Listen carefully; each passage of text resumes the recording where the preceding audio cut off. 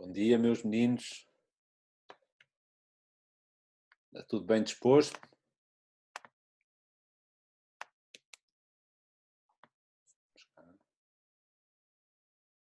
Não estamos assim muitos, estamos 41, mas vamos começando. Espero que ainda se junte mais gente, costumamos estar bastante mais. Bem, bom dia, meus caros. Vamos ao trabalho, porque é preciso continuar para a frente. Vamos lá. Ora, então vamos lá ver. Temos aqui um exercício de aquecimento. Estão a ver o exercício de aquecimento, meus meninos? Temos aqui uma coisa que às vezes o pessoal baralha um bocado. Parece o mesmo, mas é bastante diferente. Temos um limite. Ora, David está a dizer que o mini teste está aberto e vai fechar amanhã. Não, o mini teste é na quinta e sexta, na aula TP de quinta e sexta-feira. Portanto, se por acaso lá diz que está aberto, não, vamos lá ver, o que está aberto é um teste de treino sobre séries. Podem fazer até amanhã. É um teste de treino. O mini teste a valer está, só vai estar aberto na quinta e na sexta-feira. Este teste diz mini teste de autoavaliação sobre séries ou coisa parecida. Esse é treino. Podem aproveitar para treinar, precisamente, está lá para isso. Ora bem, então o nosso exercício, o limite, quando o x tende para mais infinito, nós temos dois polinómios. O que é que a gente pensa sobre isto? Quanto é que acham que isto que dá o primeiro limite? Quando x tende para mais infinito, meus meninos? Digam coisas. Okay? Vários meninos que dizem que dá 1. Várias pessoas, incluindo o Rasputin. Eu estava a ver a figura e estava a dizer assim, bom, parece que temos aqui o Rasputin a assistir à aula. Okay. Então, o meu palpite da imagem não estava mal. Ora bem, então vamos lá ver. O primeiro limite é igual a 1, né? E como é que a gente faz aqui a conta para justificar que o limite é realmente igual a 1? Ok, Rui diz, pomos em evidência x elevado a 2, o Eduardo diz dividir tudo por x elevado a 2, exatamente, é isso mesmo, é isso mesmo. Okay, então o que é que nós temos? Temos nós costumamos chamar uma indeterminação de tipo infinito sobre infinito, então nós vamos pôr em evidência o grande culpado, o grande responsável de termos uma situação de infinito, que é o x ao quadrado. O x ao quadrado é ali o maior infinito que temos, digamos assim. Falando assim muito grosseiramente, mas... Okay. E no outro limite, vamos também fazer a mesma coisa, vamos também pôr em evidência x ao quadrado. Eu pus aqui os dois precisamente para nos ajudar a ver o contraste. A Raquel diz que não. No outro não vamos pôr em evidência x ao quadrado. Bom, e a razão é porque, bom, o x ao quadrado, no segundo limite, não é o problema. Quando x tende para 3, x ao quadrado tende para 9. Exatamente.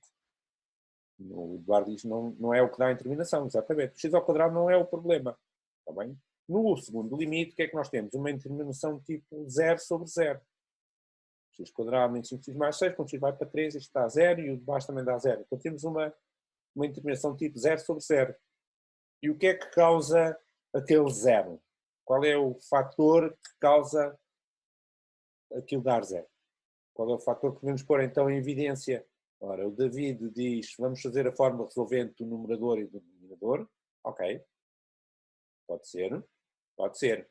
E vai dar, num caso vai dar 3 e 2, e no outro caso vai dar 3 e 4. E o que é que fazemos? David e toda a gente. Ok, da Raquel diz, metemos em evidência o x menos 3. Exatamente. Tá bem? Portanto, no caso, o que vai acontecer é, podemos fazer a fórmula resolvente para encontrar as raízes, sim senhor. Uma delas já sabemos que vai ser 3, bem? Tanto em cima como em baixo. E vamos pôr em evidência o x menos 3. Tá bem? Até podemos, nem sequer fazer a fórmula resolvente, se assim o entendermos, porque sabemos que um dos fatores vai ser x menos 3 e depois escolhemos o outro. Como fizemos, aliás, fizemos um exemplo destes na aula passada, com o x menos 2, é a mesma coisa. Tá bem? Eu vou deixar o resto das contas para treino, tá bem?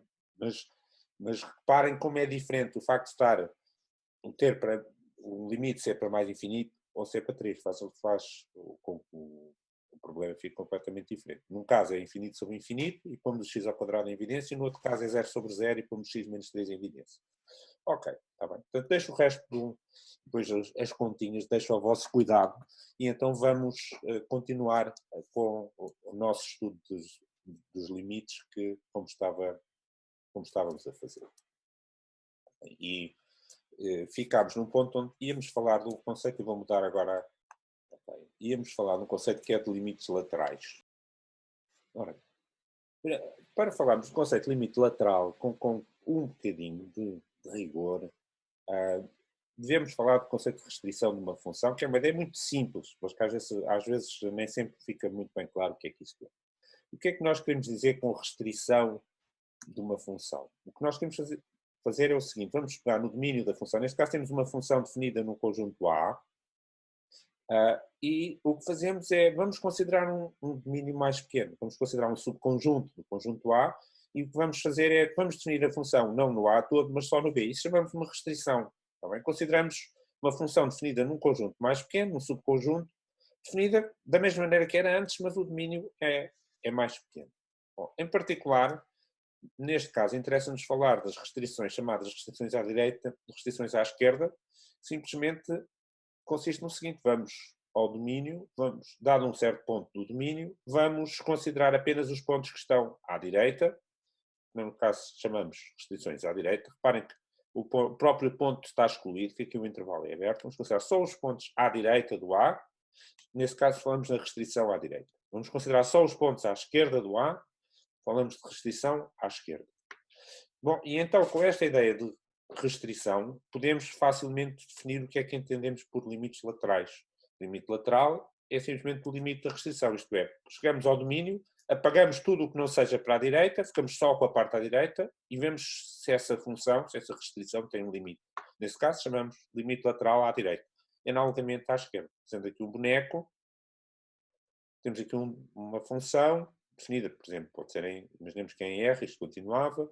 Vamos considerar só a parte do domínio que está à direita deste A, ou seja, ignoramos tudo o resto, a função é esta parte a preta agora não existe, só existe a parte a vermelho, vamos ver qual é o limite desta função aqui que contém este ponto. Isso é o que chamamos de limite à direita. E analogamente, o limite à esquerda. Já vamos ver já a seguir um exemplo mesmo com os bonecos ao vivo. Mas antes disso, vamos registar aqui algumas definições importantes, nomeadamente a definição de função contínua. Estamos todos a trabalhar nesse sentido para estudar a noção de função contínua. Bom, a noção de função contínua tem a ver um bocadinho, temos aqui agora, pode haver um bocadinho mais de polémica, porque se lembram, havia aquela polémica sobre como é que a gente define o limite, se interessa ou não interessa o valor que a função tem no próprio ponto que estamos a considerar, e segundo a definição, como nós a formulámos, o valor da função no ponto A importa para calcular o limite. Isso tem uma consequência, é que se o limite existir, só há um valor possível para esse limite, que é f de A, não pode ser outra coisa. Então, a função vai ser contínua se este limite existir. Normalmente costuma-se dizer assim, a função é contínua no ponto A se existir o limite e se o limite for igual a f de A. Neste caso, da maneira como nós definimos limite, se o ponto pertence ao domínio, só há um valor possível que é o f de A e, portanto, digamos, é escusado dizermos e o limite é igual a f de A, mas podemos pôr, porque não é mentira. Tá, o limite da função no ponto tem que ser igual ao valor que ela tem nesse ponto. Ora bem, e o que é que quando é que nós dizemos que uma função é contínua à direita? Bom, a função é contínua à direita, tem a ver com a noção de limite à direita. Ora, nós ainda agora dissemos que o limite à direita é o limite se nós só considerarmos a restrição à direita. E o ponto A não pertence à restrição à direita, então o limite à direita pode ser uma coisa diferente. Aliás, até vamos ver exemplos disso já daqui a pouco. Portanto, quando é que uma função é contínua à direita? Quando o limite à direita existe, mas aí agora queremos mais, queremos que esse limite coincida com o valor da função. Portanto, função é contínua à direita se existir o limite à direita e for exatamente igual ao valor da função nesse ponto. É a mesma coisa para continuidade à esquerda. Ora, até agora reparem que nós dissemos assim, o que é a função ser contínua num certo ponto. Agora vamos dizer o que é a função ser contínua. Ponto. Contínua. Bom, dizemos que a função é contínua quando ela é contínua no seu domínio. Não é? Lembram-se que, portanto, definimos função contínua no ponto A, se existir este limite, dizemos que ela é contínua num certo subconjunto, se for contínua em todos os pontos deste conjunto, e dizemos que ela é contínua, do curso, sem mais, se for contínua em todos os pontos do domínio.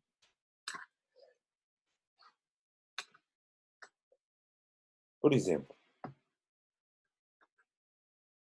a função identidade é sempre contínua, porque nós vimos na última aula que o limite, quando x tende para A de x, é igual a A. Portanto, ou seja, existe limite em todos os pontos, então a função é contínua. Uma função como esta, uma função como esta chama-se uma função afim, um polinómio, uma função que é dada por um polinómio do primeiro grau, é sempre contínua. Porquê? Bom, tudo isto sai das propriedades que nós vimos dos limites. Sempre que o limite da soma é soma dos limites, o limite do produto é o produto dos limites e por aí fora. Daqui resulta facilmente como um polinómio não é mais do que uma coisa que a gente obtém a partir de funções constantes, que são contínuas, e da função identidade, que é contínua, multiplicando e somando coisas, e o limite da soma é soma dos limites, o limite do produto é o produto dos limites, todas as funções polinomiais vão ser contínuas. Em particular esta, mas todas as polinomiais. Okay. Vamos ver agora um exemplo mais interessante. Esta função chama-se a função floor. Este sinalzinho que aqui está, vocês reparam, tem aqui uns risquinhos por baixo. Não é? Este símbolozinho chama-se floor. E, por vezes, esta função é conhecida por função característica. Muitas vezes chamam de função característica. Acho que é um nome assim um bocadinho infeliz, mas pronto. Portanto, o que é o floor do número? Floor é o número inteiro mais próximo, imediatamente abaixo. Por exemplo, o floor de 2,5 é 2. O floor de 3,1 é 3. O floor de menos 1 é menos 1. Quanto é que é o floor de 0,3?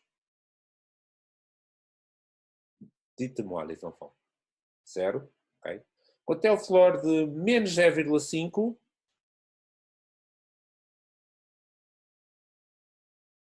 O Nuno diz menos 1, o Júlio diz menos 1, exatamente. O João diz menos 1 também. Várias pessoas. Nuno, Júlio, João, Pedro. Vários disseram menos 1 e muito bem, não é? Portanto, é sempre arredondado para baixo. Ora bem. Como é que será o limite desta função? Bom, depende de onde é que estamos a calcular o limite. E vamos ver com um exemplo. Portanto, aqui no nosso slide havia uma pergunta, quando x tende para 2, como é que é o limite quando x tende para 2? Eu agora vou mudar aqui o share, vamos ver para uma coisa mais dinâmica, usando o nosso amigo GeoGebra, que é muito bom para fazer bonecos. Ok. Ora bem, então a pergunta era, quanto é o limite desta função quando x tende para 2? Bom, e agora facilmente se vê que convém nós estudarmos os limites laterais, porque a função de um lado do 2 e do outro lado do 2 se porta de maneiras diferentes. Ora, quando nos aproximamos de 2, do lado esquerdo, ou seja, se nós quisermos o limite quando x tende para 2, nós temos que saber quanto é que é este limite. O que é que nós vamos fazer? Bom, vamos aproximar de 2 aqui do lado esquerdo. E o que é que acontece?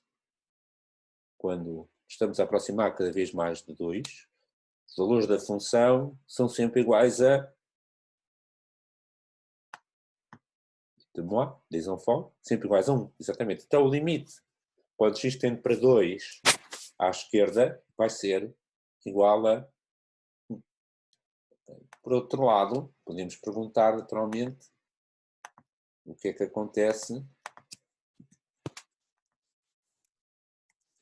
se nos aproximarmos do outro lado. O Rasputin está bem disposto. Okay. Ora bem, se nós aproximarmos de 2 do outro lado, se eu agora tiver aqui próximo de 2, aqui é aproximar-me do lado contrário. Bom, o que é que acontece? Os valores da função aqui são sempre iguais a 2. Então, qual é o limite? Quando tendemos para 2 à direita, muito bem, também disse 2. Okay. Portanto, o que é que nós temos aqui? Temos um limite à esquerda igual a 1, um limite à direita igual a 2. Como o valor da função no ponto 2 é precisamente 2, então podemos dizer que a função é contínua à esquerda ou à direita? Quando existe entre 2 à direita, a função tem limite 2 e o valor da função no ponto é precisamente 2. Então a função é contínua à direita. Exatamente. Várias pessoas disseram, Raquel, Júlio, Carolina, Pedro, disseram, é contínua à direita. Muito bem. Não é? À esquerda não. Reparem que este limite aqui dá 1, mas o valor da função no ponto dá 2. E quem diz no ponto 2, diz em muitos pontos. Não é? Há muitos pontos. Portanto, reparem, a função não vai ser contínua no ponto 2. Limite. Não vai existir limite no ponto 2, porque temos um limite à direita que dá 2, um limite à esquerda que dá 1. Também não vai ser contínua no ponto 3, pela mesma razão, no ponto 4, no ponto menos 1, por adiante. Também, todos os pontos que são inteiros, vamos ter a função vai ser descontínua, temos descontinuidades nesses pontos. No entanto, a função vai ser sempre contínua à direita, mas descontínua à esquerda, neste caso. Se nós tivéssemos em vez do floor, tivéssemos o ceiling, ia ser precisamente o contrário. A função ia ser contínua à esquerda e descontínua à direita. Ok. Ora bem, por outro lado, se nós experimentarmos, em vez de ser no 2, se nós agora experimentarmos, por exemplo, no meio, quando fizermos x tender para o meio, o que é que vai acontecer? Bom, vamos lá pôr aqui o nosso ponto aproximar-se do meio. O que é que vai acontecer? Quando nos aproximamos pela direita, a função toma sempre o valor 0. Portanto, temos o limite, quando x tende para o meio, vai dar, do lado direito, vai dar 0. Mas se nos aproximarmos do lado esquerdo, também vai dar 0. Então, nesse caso, o limite, quando x tende para o meio, de f de x é igual a 0. E a função é contínua. Então, temos, por exemplo, uma função que é contínua em muitos pontos. Reparem que o meio aqui não tem assim nada de especial. Por exemplo, se fosse 4 terços, é a mesma coisa. Aqui o que é que acontece? À beira de 4 terços, a função vai tomar sempre o valor 1, não é? Está bem? E aproveitamos aqui para chamar a atenção para um pormenor muito, muito importante. É que esta ideia de limite é aquilo que nós chamamos de uma noção local. Quer dizer o quê? O que interessa, para sabermos o que se passa com o limite da função aqui, por exemplo, no meio, é só nos basta saber o que se passa aqui à volta. Ou seja, eu posso calcular este limite dizendo o seguinte: aqui à volta do meio, a função vale sempre 0. Portanto, qual é o limite daquela função consistente para o meio? 0. Não importa que aqui ela valha 4.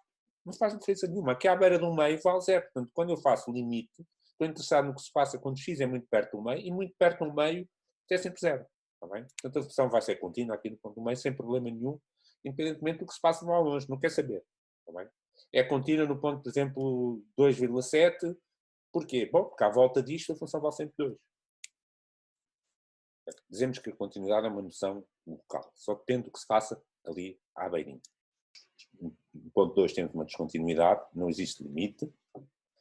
No ponto 7 quintos, aqui estava 7 quintos, bom, 7 quintos é um bocadinho mais do que 1, à beira do 7 quintos a função vale sempre 1, e portanto o limite é... Bom, há muito tempo que não víamos retratos, há muito tempo que não falávamos de vários dos nossos amigos, por isso agora vamos mudar de assunto, vamos falar aqui mais uma vez, nossos amigos. Ora, vamos lá pôr logo 3 retratos aqui, logo assim de uma vez. Então, lembram-se do nosso amigo Bernardo? Lembram-se? Lembram-se do nosso amigo Carlo? Nosso amigo Cantor? Nosso Georg, não é? Ok, bom. Este nosso amigo, particularmente, o nosso amigo Bernardo, toda a gente conhece, certamente. Não é? Se eu mostrar só a cara dele, talvez não associassem a cara à pessoa, mas se eu vos falar do chamado Teorema de Bolzano, devem se lembrar, não é? Vamos lá ver. Então,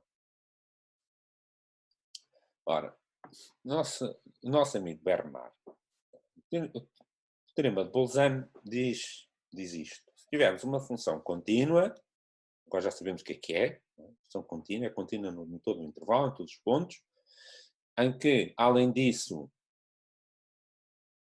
esta condição pode-se explicar de uma maneira muito simples, que é f de A vezes f de B menor que zero. O que é que isto quer dizer? Quando é que eu multiplico dois números e o resultado dá negativo?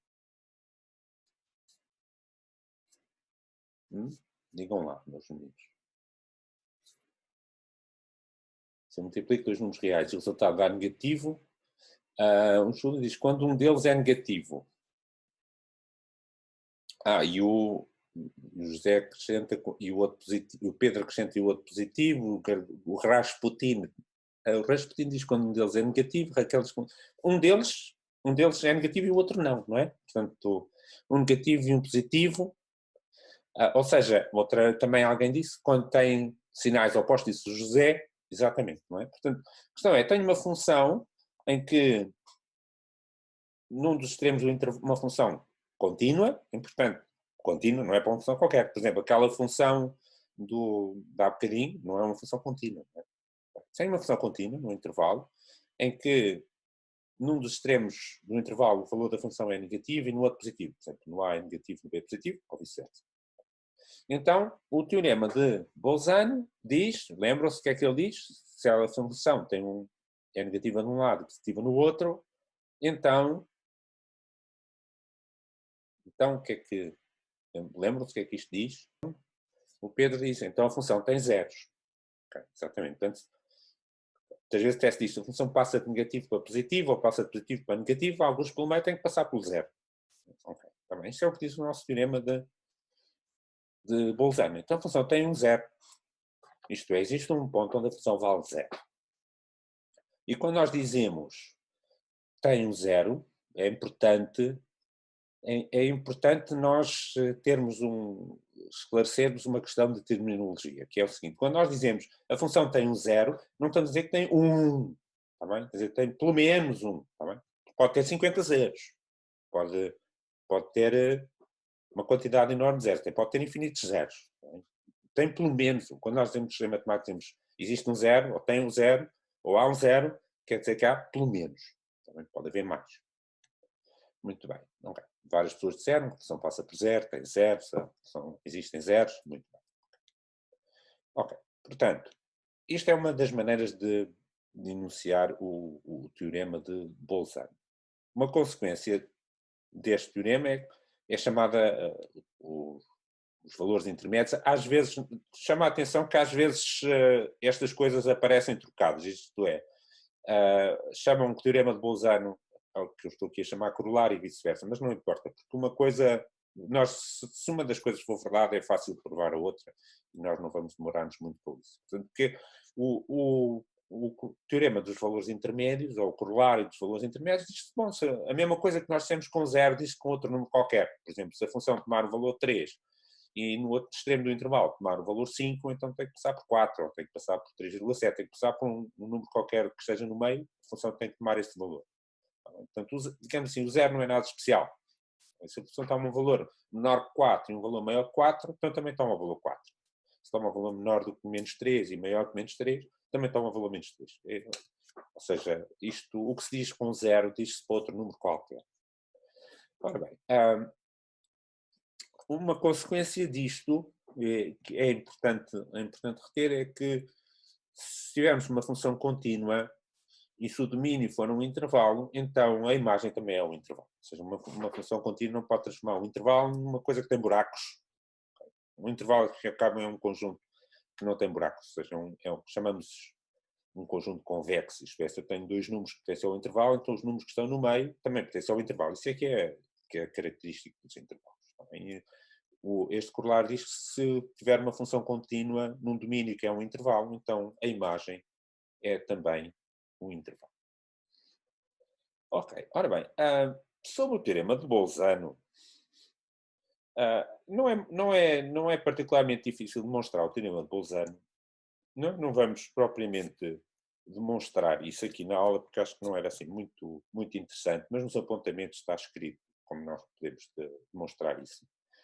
Por outro lado, e eu não sei quantos de vocês é que são, temos 56 neste momento, não sei quantos de vocês é que são de LTI e quantos é que são de Geologia, portanto, perdoem-me os de Geologia, que eu agora, por um minuto ou dois, falo algumas coisas que devem ser mais, digamos, ser mais próximas para os alunos que são de LTI, mas nós podemos, mais do que propriamente agora de termos a fazer a demonstração, podemos exemplificar como podemos encontrar um zero usando este, digamos, baseando-nos nesta ideia. Tenho uma função que é negativa num extremo de um intervalo e é positiva no outro extremo do intervalo. Nós temos uma maneira muito fácil, algorítmica, de obter um valor aproximado do zero, que é o chamado dividir para reinar, ou seja, é aquilo que se costuma chamar o método da bisseção. O que é que nós fazemos? Nós temos um intervalo onde a função num extremo é negativa, no outro extremo é positiva. Vamos dividir o intervalo ao meio. Como é que fazemos isso? Bom, vamos ver o valor que a função toma no meio. Vamos supor que aqui era positivo, aqui era, no meio era negativo. Bom, então o que acontece? Temos um intervalo agora com metade do tamanho, onde continuamos a ter um extremo negativo e um extremo positivo. Bom, e agora vamos dividindo ao meio, se calhar este aproximando. E então vamos ver aqui um exemplo com um bocadinho de código em Python. Ora bem, temos aqui uma função. Não está aqui o eixo, mas aqui é o zero, não é? Portanto, temos aqui uma função que no intervalo de menos 1 a 2, em que no ponto menos 1 tem um sinal negativo, no ponto 2 tem um sinal positivo. O teorema de Bolzano, o que é que nos diz? Bom, há de haver aqui alguns um sítio no meio onde a função vale zero. Não sabemos quanto. Não é? Como é que nós podemos programar isto? Bom, o método da bisseção consiste, vamos dividindo o intervalo ao meio, sucessivamente, e depois? Bom, depois o que é que fazemos? Comparamos o sinal num extremo do intervalo com o sinal que tem no meio. Se, por exemplo, aqui é negativo e aqui é positivo, no valor aqui do meio, o que é que vai acontecer? Bom, aqui não é mesmo zero no meio. Né? O valor aqui no meio das duas, se for negativo, então eu vou passar por este intervalo.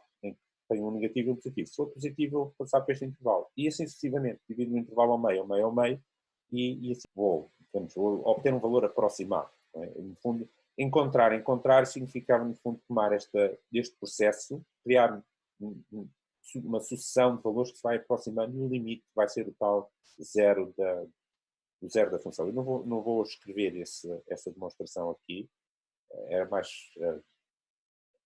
demoravam algum tempo, mas depois, se quiserem pôr dúvidas, a gente pode falar sobre isso. Mas depois eu posso deixar o código, ao fim e ao cabo, só mostrar um bocadinho, porque o pessoal de Geologia se calhar não. Mas isto é uma pequena função que permite achar o zero. Não é? O que é que nós fazemos? Bom, temos que parar, vamos definir um tamanho para o intervalo, um epsilon pequenino. Quer dizer, assim, quando chegarmos a um intervalo suficientemente pequeno, já temos uma aproximação do zero, então vamos dividindo o intervalo ao meio. Enquanto tivermos um intervalo suficientemente grande, encontramos o ponto do meio. Pode acontecer que, olha, a função vale mesmo zero naquele ponto. Nesse caso, então, encontramos o zero.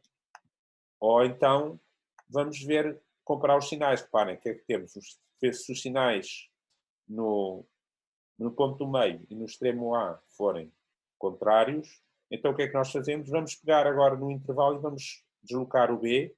Se aqui tivesse sinais contrários, vou deslocar o B para aqui. Ou seja, vou tomar metade do intervalo. Se não, desloco o A para o meio, ficou a outra metade do intervalo.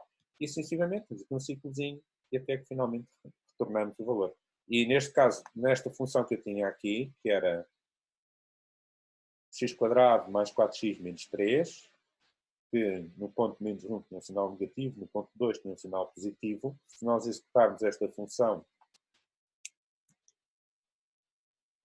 Bolzano para o nosso f no intervalo menos 1 a 2 e dermos um epsilon de 2 centésimas, obtemos um valor aproximado do zero da função.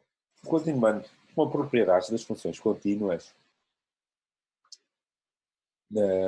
temos aqui vários resultados sobre funções contínuas. A primeira é que a composta de duas funções contínuas é ainda uma função contínua.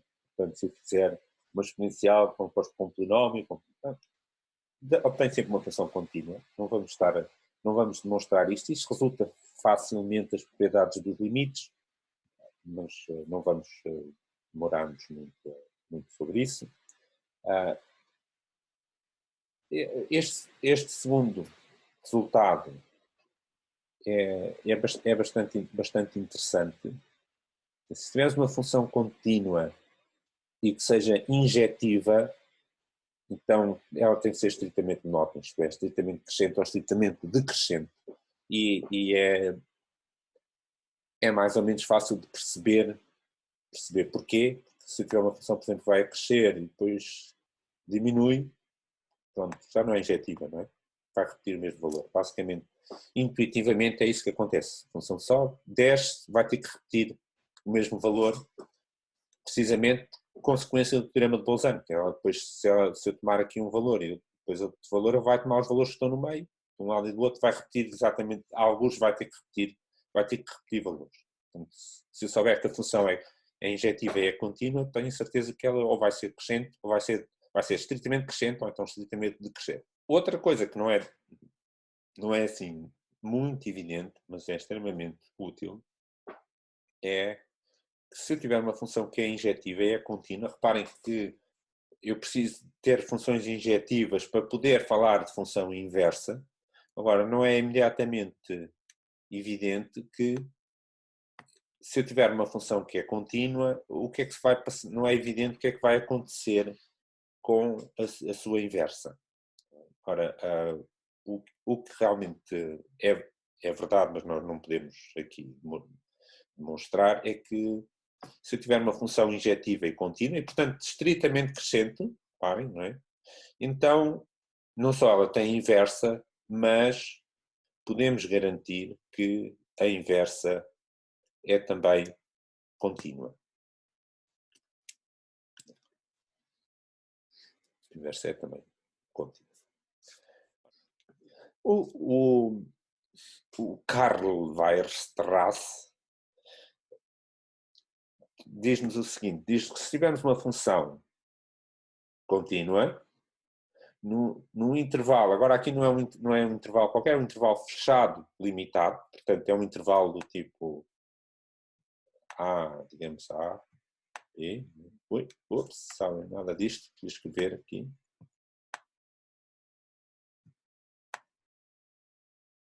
Intervalo limitado e fechado é um intervalo deste tipo, em que o A e o B são números reais, não é? Intervalo, por exemplo, 2 a 4, fechado, intervalo fechado.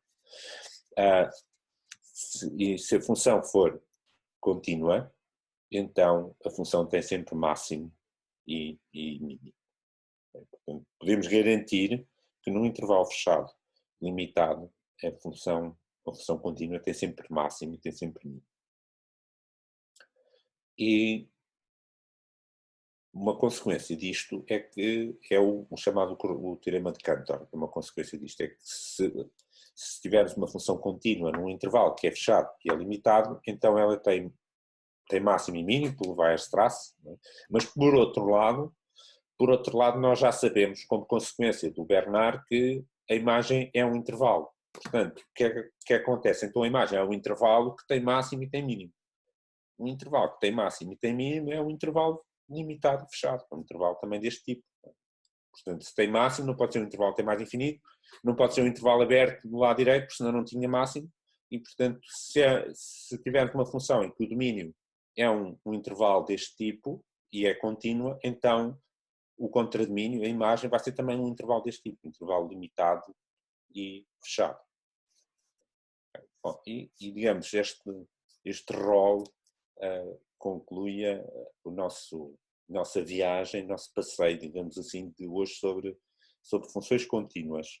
Antes de avançarmos, aproveito para lembrar que quinta e sexta-feira, nas vossas TPs, há o mini-teste. Portanto, como não sei se estavam todos ao princípio, alguém mencionou que estava um mini-teste na página, sim, até ao fim do dia da manhã está um mini-teste sobre séries que podem usar como treino. Portanto, aproveitem, esse não é o mini-teste a valer, é para treino, o mini-teste a valer será nas TPs, mais uma vez, cada um na sua TP conforme o horário. Okay. Ora bem, vamos só agora, sem nos alongarmos muito, porque deixaremos depois os pormenores para a próxima vez, vamos falar um bocadinho sobre o próximo tema, que é, no fundo, agora a coisa começa a aquecer, vamos falar de derivadas. Toda a gente mais ou menos ouviu falar de derivadas, mas vamos começar por falar em ideias que são de geometria do, não sei, de anos muito antigos, quando nós éramos pequeninos. Vamos falar um bocadinho de coisas geométricas que nós sabíamos quando éramos pequeninos. Vamos começar aqui com um boneco. Ora bem, toda a gente se lembra da ideia de declive. Como é que nós definimos o declive de uma reta? Marcamos 2 pontos e depois, o que é que fazemos? Por exemplo, marcamos 2 pontos, marcamos aqui um ponto, marcamos aqui um ponto. O que é o declive? O declive é... C'est quoi, les enfants?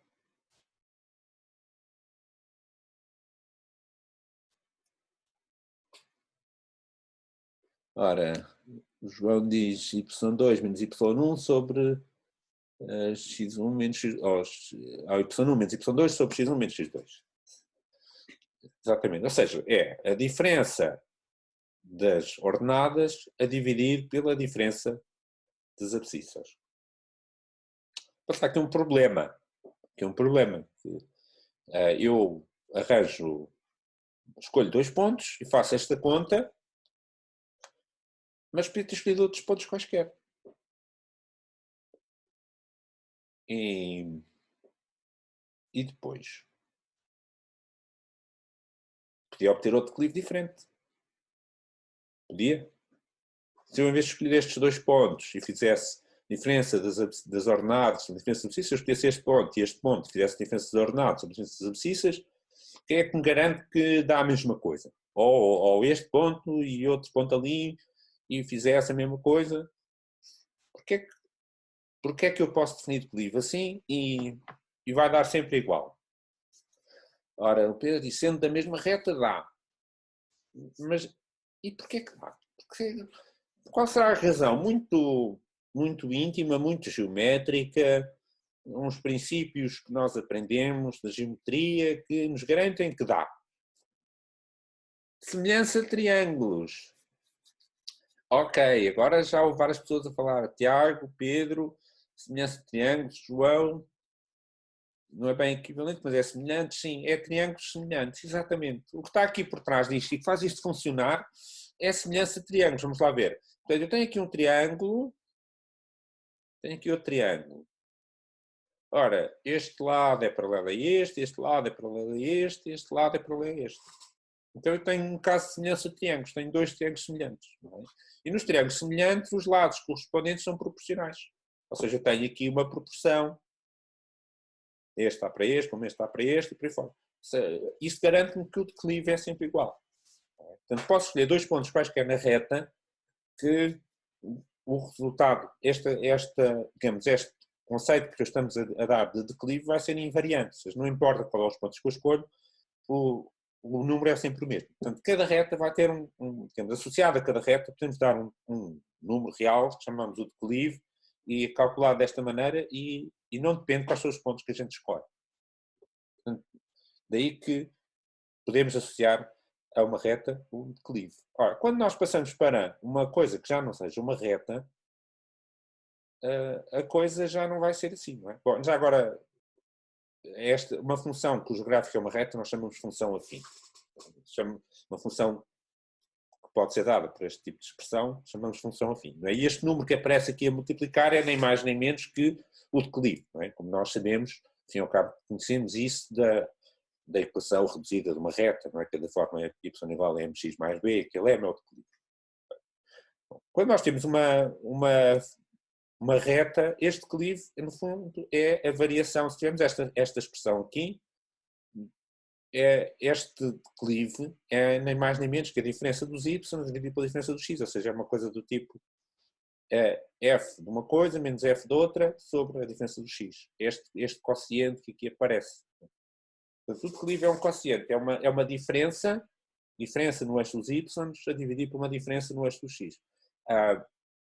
O que nós fazemos para definir derivada de uma função qualquer, e depois voltamos a isso na próxima aula, vamos só agora muito rapidamente falar sobre isso um bocadinho, vamos pegar nessa diferença, só que esta diferença agora já não é igual quais sejam os pontos que nós considerarmos. Então vamos calcular essa diferença, mas para um determinado ponto A, fazemos esta diferença com um x qualquer, mas depois tomamos o limite quando x tende para A. Isso é que o resultado desse limite, quando existe, é que nós chamamos a derivada da função. Portanto, qual é a ideia aqui por trás? A ideia é que a derivada corresponde a um declive na vizinhança do ponto A. Corresponde, de facto, a um declive de uma reta especial, que é a que nós chamamos a reta tangente naquele ponto. E hoje vou ficar por aqui, depois recomeçamos, não vale a pena agora falarmos muito sobre derivadas assim a correr. Recomeçamos, digamos, a partir daqui na próxima aula. Entretanto, se quiserem aproveitar para pôr alguma questão, até mesmo sobre outra coisa, outra matéria qualquer, sobre as séries, se quiserem, ou assim, estejam à vontade mais um bocadinho. E eu paro por aqui hoje.